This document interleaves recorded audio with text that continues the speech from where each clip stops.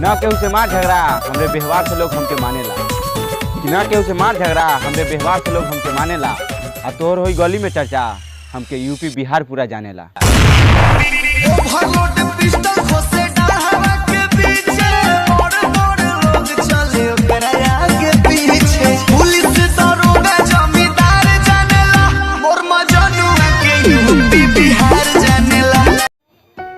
जेकरी आगे पीछे घुमाता रह एगो वक्त में बदल जाई। कि जेकरी आगे पीछे घुमाता रह एगो वक्त में बदल जाई। आ जहिया फंस गइल कोनो मेटर में बाबू ओकर शकल तो दूर परछाई भी नजर ना आई। हित परित हिताई मिताई जात छोड़ देला। जब समय होला कमजोर तो हर कोई साथ छोड़ देला। हमरा खातिर सीधा साधा तोरा खातिर कसाई हवस। कि हमरा खातिर सीधा साधा तोरा खातिर कसाई हवस। ये हमार दोस्त ना जिगरी भाई हवस।